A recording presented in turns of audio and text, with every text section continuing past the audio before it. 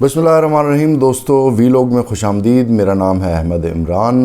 तमाम पाकिस्तानियों को, तमाम मुसलमानों को ईद मुबारक हो। त्यौहार जो है ये नॉर्मल ईद का त्यौहार नहीं है, ये तीसरी आलमी जंग के नुक्ता आगाज़ और प्रॉक्सी वॉर के अरूज के ज़माने का टाइम है। तीसरी आलमी जंग जिसके बारे में हम सुनते आ रहे थे और हमें समझ नहीं आ रही थी कि तीसरी आलमी जंग कहाँ चल रही है, कैसे चल रही है, कौन लोग हैं जो इसके बारे में मनादी करते रहते हैं, आके बताते रहते हैं। तो अब मैं आपको बता दूं कि अमेरिका के सदर ने कुछ घंटे पहले, अब से कुछ घंटे पहले अमेरिका में एक इंतहाई सेंसिटिव जगह के ऊपर खड़े होकर ये मान लिया है कि तीसरी आलमी जंग चल रही है और हम इसके नुक्ता आगाज़ के अमली शक्ल का मुजाहरा देख रहे हैं।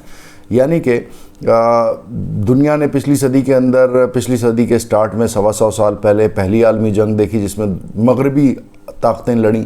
फिर दूसरी आलमी जंग के अंदर भी मगरबी ताकतें लड़ीं, लेकिन उसमें कहीं कहीं पे एशियाई ताकतें भी इन्वॉल्व थीं। एशियाई ताकतें इतनी ज़्यादा ताकतवर नहीं थीं जितनी मगरबी ताकतें ताकतवर थीं। लेकिन अब ये जो नई हज़ारी शुरू हुई है, नई सदी शुरू हुई है, इसके आगाज़ में अमेरिकी सदर बुश ने कहा था कि एक ये क्रूसेड का, आलमी क्रूसेड का आगाज़ है। इस जंग को, इस तीसरी आलमी जंग को प्रेसिडेंट बुश की तरफ से, रिपब्लिकन्स की तरफ से जो मजहबी जंगें होती रही हैं क्रूसेड के नाम पे, उससे तशबीह दी गई। और अब 2022 के अंदर अमेरिका के प्रेसिडेंट जो बाइडन ने इस हकीकत को तस्लीम कर लिया है। जल्दी से इम्पॉर्टेंट फैक्ट्स हैं, जल्दी से आपकी खिदमत में रखता हूँ। जो बाइडन कहते हैं जगह है, ये बड़ी इम्पॉर्टेंट जगह है। ये एक मिसाइल प्लांट है जो कि अल्बामा में मौजूद है। इसके बारे में भी आपको बताऊंगा, लेकिन पहले उनकी ओपनिंग जो स्टेटमेंट है वो आप सुन लीजिए। वो कहते हैं, inflection point that comes along every 6 or 8 generation and Joe Biden described the US role in this conflict as fighting the first real battle in the civilizational struggle versus Russia and China। यानी कि ये तहज़ीब के अंदर एक ऐसा मोड़ है जो हर 8 या 6 से 8 जनरेशन्स के बाद आता है, और इस मोड़ के अंदर अमेरिका का रोल इंतहाई इम्पॉर्टेंट है, जो कि पहली सिविलाइजेशनल दुनिया की तारीख़ में हकीकी जंग लड़ा है रशिया और चाइना के अगेंस्ट।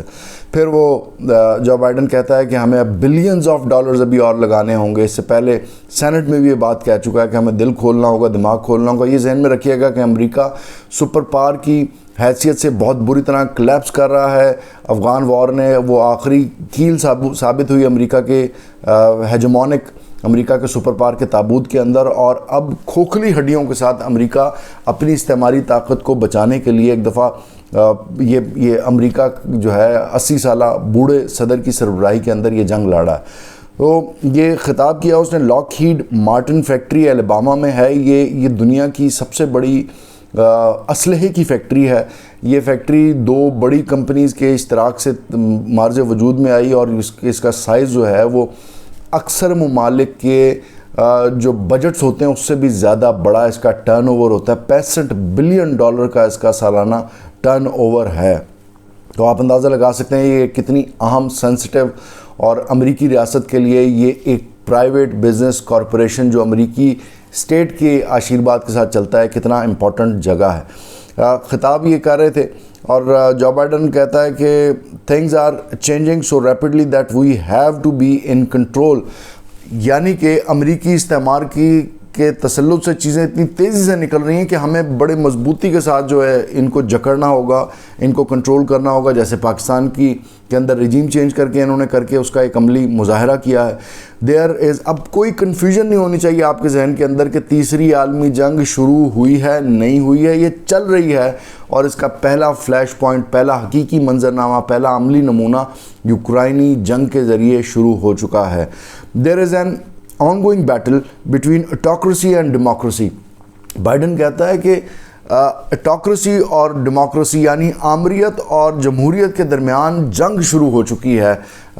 ये जहन में रखिएगा कि ये मगरबी जमहूरियत जो है, इसको ये इस्लाम में इसकी कोई जगह नहीं है। अल्लामा इकबाल ने इसको क्रिटिसाइज़ किया, मोहम्मद अली जिन्ना इसके ख़ुद कायल नहीं थे, मनोअन के साथ इसके कायल नहीं थे, और कोई भी अक्ल रखने वाला इंसान इस इस्तेमारी जमहूरी मगरबी तारीख چنگیزی نظام کو جو ہے وہ نہیں ایڈمٹ کرتا.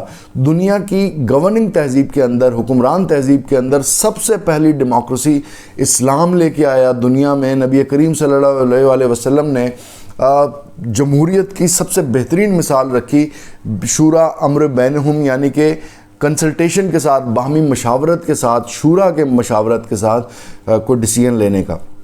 آگے چلتے ہیں. وہ کہتا ہے کہ جو بائیڈن کہتا ہے یوکرائنی جنگ کا پہلا حقیقی مرحلہ ہے اس سویلائزیشنل جنگ کے میدان میں. غور کیجئے اور اب توجہ کو رکھیے, کنفیوز نہ ہوئیے. پھر رشیا اور چائنا مغربی جمہوریت کے دشمن ہیں. علامہ اقبال بھی مغربی جمہوریت کے دشمن تھے. واشنگٹن کے بیانیے میں اس یوکرائنی جنگ کو لے کے شدت آتی جا رہی ہے ہر گزرتے دن کے ساتھ, ہر گزرتے ہفتے کے ساتھ. پھر جو لارڈ آسٹین ہے ڈیفنس سیکٹری, یعنی ان کا وفاقی وزیر ڈیفنس کا, وہ کہتا ہے کہ ہم رشیا کو اس مقام تک کمزور دیکھنا چاہتے ہیں کہ وہ یوکرائنی حملے جیسی دوبارہ کوشش یا ہمت نہ کرے. جو بائیڈن خود کئی مرتبہ اس بات کو مان چکا ہے کہ ہمیں رشیا کے اندر, ماسکو کے اندر رجیم چینج کی ضرورت ہے, بالکل ویسے ہی جیسے پاکستان کے اندر کیا. لیکن پاکستان تو ایک وہ موجودہ پاکستان تو ایک فقیر وزیر اعظم کی سربراہی کے اندر جو کافی عرصے سے اس طرح چلا جا رہا ہے, ایک گداگر وزیر اعظم آ گیا, تو ماسکو تو کا معاملہ تو وہ نہیں ہے. اور میں آپ کو بعد میں بھی اگلے ویلاگز میں بتاؤں گا کہ ولیم جے برنز جو ہے, جو بائیڈن کا ولی ہے ایکچولی, جو بائیڈن اس کو, یہ وہ واحد شخص ہے کہ جس کو یہ اختیار ہے کہ اتوار کے دن, ہفتے کے دن, جس ٹائم مرضی, آدھی رات کو, آدھے دن کو جو بائیڈن سو رہا ہو جاگ رہا یہ اس کو جگا سکتا ہے. یہ CIA کا ڈائریکٹر ہے. اس نے رشیا کے معاملے پہ کیا کردار ادا کیا, جو بہت پرانا سیزن ڈپلومیٹ رہا, 35 سال, اور ماسکو میں بھی رہا. اس نے بیسکلی یہ نہج کو لانے والا یہ دماغ تھا جس نے بش گورنمنٹ کے دور میں, جس نے یہ ڈاکٹرائن دی تھی کہ ہمیں رشیا کو کیسے یوکرائن کے اوپر نیٹو کی شکل دکھا کے اس کو ریڈ لائن سے اکراس لانا اور جنگی صورتحال بنانی ہے. رشیا کا فارن سیکرٹری سرگئی لیوروو جو ہے وہ کہتا ہے کہ امریکہ پراکسیز کے ذریعے لڑا ہے, نیٹو پراکسیز کے ذریعے لڑا, اور اس نے کلیئر کٹ کہا ہے کہ یہ جنگ ہماری نیٹو کے تسلط کے خلاف ہے. امریکی نیٹو کا تسلط جو ہے وہ امریکی اتحاد کے اندر پراکسیز کے ذریعے لڑا ہے. پھر جو بائیڈن مختلف مقامات پہ پہلے یہ مان چکا تھا, آج سے پہلے یہ مان چکا تھا کہ ہم پراکسی کے ذریعے رشیا کے خلاف, چائنا کے خلاف جنگیں لڑ رہے ہیں. لیکن یہ الاباما پلانٹ پہ, میزائل پلانٹ پہ جو میزائل تیار کیا جا رہا ہے رشیا کے ٹینکس کے خلاف, بالکل ویسے ہی جیسے کہ افغانستان کے اندر stinger anti aircraft missile تیار کیا گیا تھا, اب یہ جیولین میزائل جو ہے تیار کیا جا رہا ہے الاباما پلانٹ کے اندر. اس میں بائیڈن مزید کہتا ہے کہ یہ جو امریکی ہتھیار ہیں, ذہن میں رکھیے 4.2 بلین کے ہتھیار امریکہ ابھی تک دے چکا ہے اور دینے کا ارادہ رکھتا ہے. بائیڈن کہتا ہے کہ ہمیں یہ ہتھیاروں کی ترسیل جو ہے یہ یوکرائنی اپنے دفاع کے لیے استعمال کریں گے, اور امریکی فوجیوں کی شمولیت کے بغیر ہمیں تیسری عالمی جنگ سے, مطلب فزیکل دو بدو بندوقوں اور توپوں کی جنگ سے بچائیں گے. یعنی جیسے انہوں نے افغانستان کے افغانیوں کو استعمال کیا رشیا کے خلاف 20-25 سال پہلے, بالکل ایسے ہی ابھی یوکرائنیوں کو استعمال کرنا چاہتے ہیں عالمی استعماری طاقتیں. پھر بائیڈن کہتا ہے کہ $33 بلین کی اس نے درخواست کی ہے اپنی سینٹ سے کہ $33 بلین ہمیں وہ کرنا چاہیے, دینا چاہیے. یہ ذہن میں رکھیے کہ 2020 میں رشیا کا جو بجٹ تھا وہ $66 بلین تھا, دفاعی بجٹ. تو بائیڈن نے اپنی غربت کے باوجود 28 سے 30 ٹریلین ڈالر کا چائنا کا مقروض ہونے کے باوجود اس کی فرمائش بابے کی چیک کریں کہ یہ اپنی شیطانی اس کو خواہشات کی تکمیل کے لیے $33 بلین کی اپنی سینٹ سے اور بھیک مانگ رہا ہے, ریکویسٹیں کر رہا ہے. الاباما میں ہونے والے جو یہ اینٹی میزائل جو بن رہے ہیں اس کا اس نے بڑا ترا لیا بائیڈن نے کہ جیولین جو ہے یہ جیولیانا, یہ اب یوکرائنی پیرنٹس اپنے بچوں کا نام رکھ رہے ہیں. پھر تھوڑا سا اس نے ٹچ کیا ہے بائیڈن نے عالمی طاقتوں کے اندر چائنا کا جو کردار بڑھتا جا رہا ہے اس کو کہ ہمیں وہ بھی کھٹک رہا ہے. اس سے پہلے بائیڈن کا جو امریکی جو جرنل ہے, جو چیف آف اسٹاف کمیٹی کا کو ہیڈ کرتا ہے, جنرل مارک ملی, اس نے سینٹ میں بتایا کہ امریکہ اس وقت 2 عالمی جنگوں میں الجھا ہوا ہے, ایک رشیا اور چائنا کے خلاف, دوسری جنگ جو ہے وہ بڑی خطرناک اور امپورٹنٹ ہے کہ ہم نے کیسے دنیا کے اندر, دنیا کے نقشے پہ ابھرتی ہوئی عالمی طاقتوں کا مکو ٹھپنا ہے. یہ ذرا سوچئے کہ عمران خان جس رجیم چینج کی بات کر رہا تھا اور جتنا وہ اوفینڈ ہوا ہے، یہ رشیا اور چائنا کے دل پہ کیا گزری ہوگی جب یہ رجیم چینج آپریشن CIA کا، جو کہ ولیم جے برنز کی سربراہی میں کے اسپیشل آشیرواد سے ولی نے اچیو کیا ہے، رشیا اور چائنا اس پہ کتنے ڈسپوائنٹڈ ہوں گے۔ Last but not the least, یہ وہ پہلا مائل سٹون تھا جو ولیم جے برنز نے اچیو کیا اپنا، اس کو 1 سال ہو گیا CIA کا ڈائریکٹر بنے ہوئے۔ اس کا کوئی جو ہے یہ ڈپلومیٹ تھا، اس نے خود بتایا دنیا کو، اپنی سینٹ کو، کہ میں نے دفتر سنبھالتے ہی جو بائیڈن کی ہدایت کے اوپر چائنا سینٹر جو ہے وہ بنایا، اور اس میں دن رات ہم کام کر رہے ہیں کہ چائنا کو کیسے روکا جائے، چائنا کو کیسے روکا جائے۔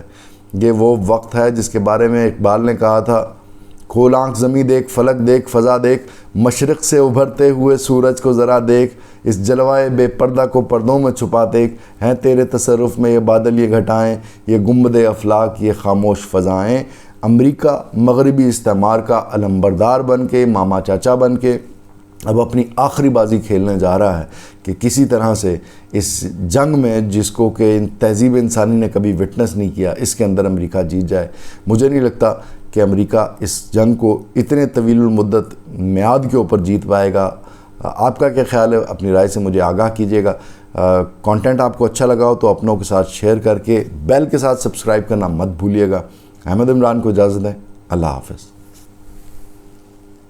And in which an adversarial, predatory Chinese leadership poses our biggest geopolitical test.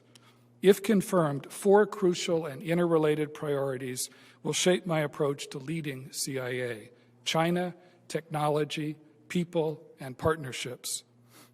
As President Biden has underscored, outcompeting China will be key to our national security in the decades ahead. Look, the American people know what work at this facility you're doing and support Ukraine's fight for freedom. We have sent more than $3 billion in security assistance to Ukraine alone, us, not counting our allies. And that money is a direct investment in defending freedom and democracy itself. We will carry on supplying Ukraine alongside your other friends with weapons, with funding, and humanitarian aid until we have achieved our long-term goal, which must be so to fortify Ukraine that no one will ever dare attack you again.